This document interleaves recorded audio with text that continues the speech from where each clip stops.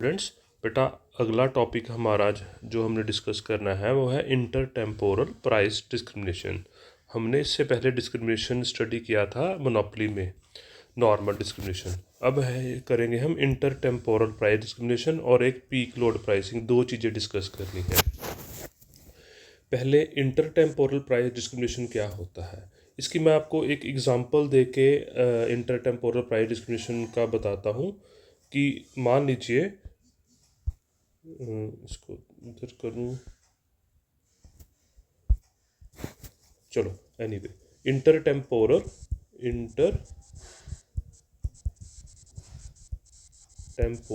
Price discrimination क्या है। जैसे आपने एप्पल का आईफोन का सुना हुआ है ना। आईफोन कैसे होता है कि जब स्टार्ट में आता है आईफोन तो वो बहुत महंगा होता है। मान लीजिए कोई आईफोन नया स्टार्ट हुआ, लॉन्च हुआ, वो 1 लाख का है, और बाद में 4-5 महीने बाद वही आईफोन 70,000 या 80,000 का भी हो जाता है ना।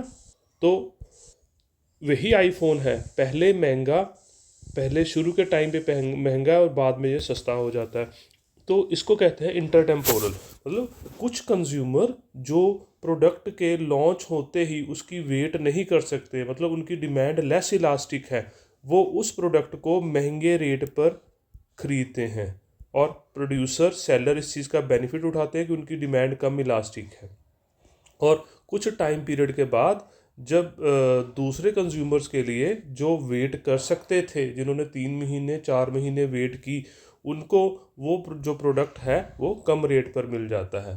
फ़ोन से ही सेम है, बट दो अलग अलग तरह के कंज्यूमर के लिए, जिन कंज्यूमर के लिए इलास्टिसिटी और डिमांड लो होती है उनको हाई प्राइस पे चीज़ बेचनी, और जिनकी डिमांड हाई इलास्टिक होती है, ज़्यादा इलास्टिक होती है, मतलब जो कुछ वेट कर सकते हैं, वहाँ उनको वो प्रोडक्ट को, जिनकी डिमांड क्या है, ईपी हाई है, उनको ये प्रोडक्ट लो प्राइस पे बेचना और दूसरों को हाई प्राइस पे बेचना।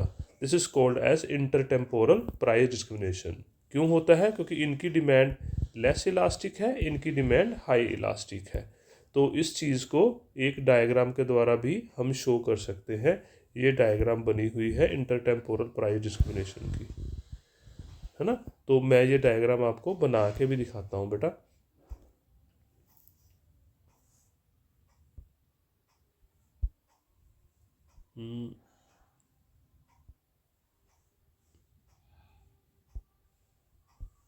इसको मैं मूव करवाना चाहता हूँ कि ऊपर मूव हो जाए।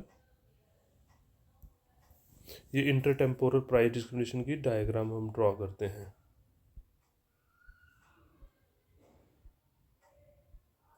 ये देखिए, ये हमने डायग्राम ड्रॉ करी। पेन को थोड़ा सा मैं ब्रेक करता हूँ।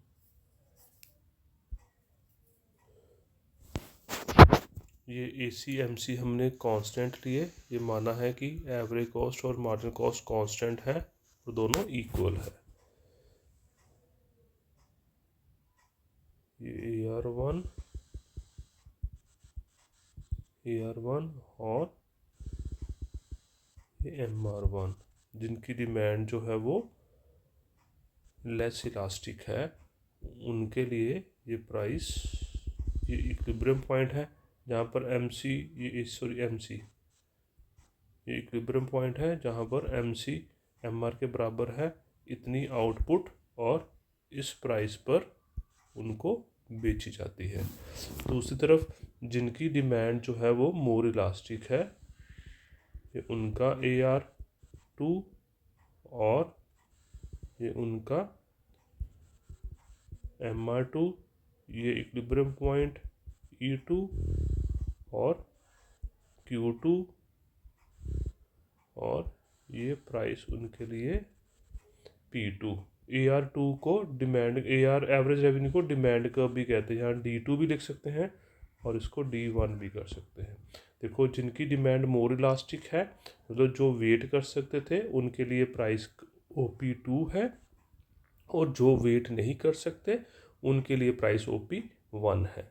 तो this is called as intertemporal price discrimination, कि किसी के लिए उस प्रोडक्ट की प्राइस ज़्यादा OP1 और किसी के लिए कम चार्ज की जाती है। This is called as intertemporal price discrimination. Right students? तो अगला है peak load pricing. What is this peak load pricing?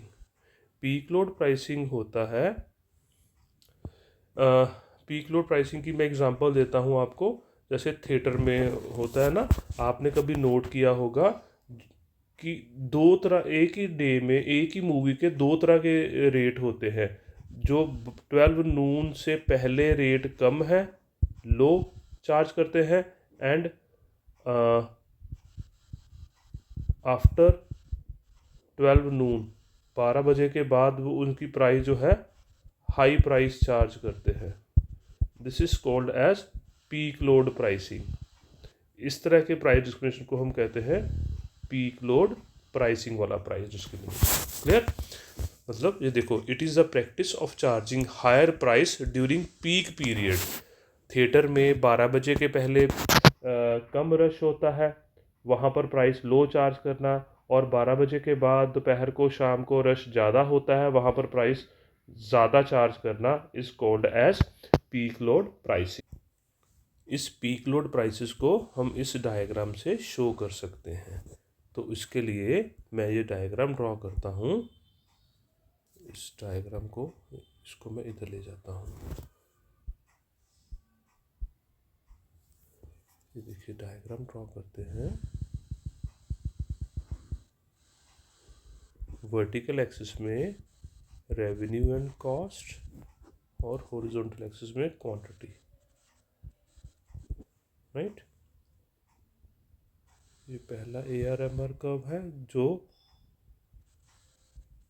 है उस समय जब डिमांड कम होती है, जैसे 12 बजे से पहले।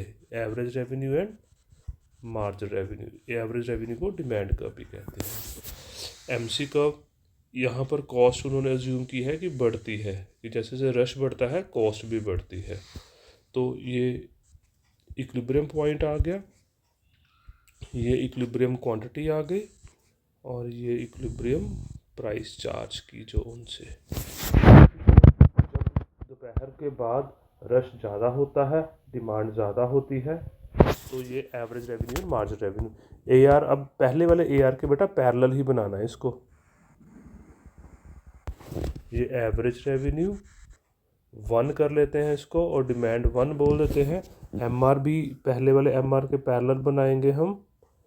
इसको थोड़ा सा और लंबा कर लेते हैं।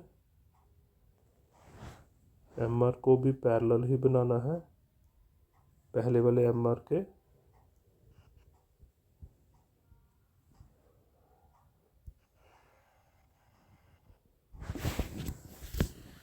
ये MR कर्व इन मार्केट 1, इसको हम 2 नाम दे देते हैं। 2 पहले वाले को 2, E2, Q2, P2। राइट? तो अब ये MC कर्व MR कर्व को इस पॉइंट पर काट रहा है E1 पर। अब यहाँ पर क्वांटिटी है Q1, और यहाँ से इसको ऊपर ले जाते हैं तो प्राइस वो है P1। मतलब जहाँ जब पीक लोड है, यानी कि डिमांड ज़्यादा है, वहाँ पर प्राइस ज़्यादा, और सुबह के टाइम जब प्राइस डिमांड कम है, वहाँ पर प्राइस लो चार्ज करना। मतलब सेम कमोडिटी की, सेम मूवी की अलग अलग टाइम पर, टाइम के बेसिस पर प्राइस चार्ज करना। पीक लोड पर ज़्यादा प्राइस और नॉन पीक टाइम पर प्राइस कम चार्ज करना is called as peak load pricing. ठीक है? हमने इक्विलिब्रियम भी स्टडी कर लिया पीक लोड प्राइसेस में। तो ये मैंने आपको PDF नोट्स के ऊपर ही इसको करवा दिया, तो इसको आप यहाँ से बेटा कर लेना। ओके बेटा, टेक केयर।